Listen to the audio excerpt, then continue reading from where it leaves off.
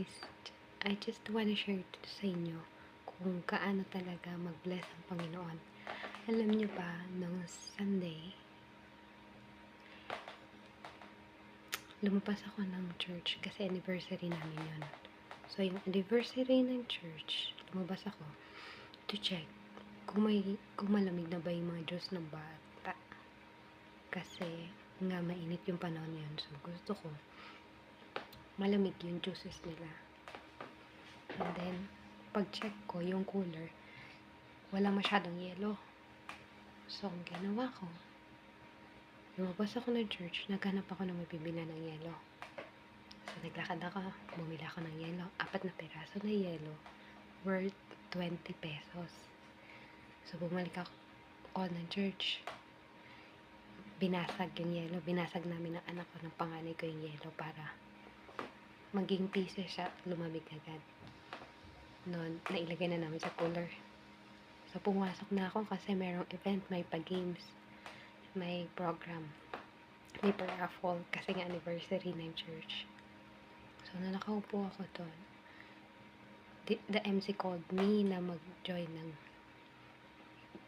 game, which is, i-continue mo yung song. And then, napaka-blessed ko kasi nanalo ako. And, alam niyo ba kung magkano yung price? 200 pesos. Imagine mo yung return ng Panginoon. Kasi I allow myself na gamitin para sa service ng Panginoon. I allow myself na yung 20 pesos ibigay ko nang walang pag-aalinlangan. Na ibigay ko na hindi ko iniisip na i-reimburse ko. I initiate na magbibigay ng 20 pesos because natural na sa akin tumulong eh. Natural na sa akin magbigay. So, magbigay ako. And God sees that. Nakikita niya kung ano yung intention ng puso mo. If you give, kasi you're expecting in return, no. Give dahil you are already blessed. And God will bless you more. 10 times fold. So, yung 20 pesos ko, naging 200 pesos siya. God is good. God is my provider.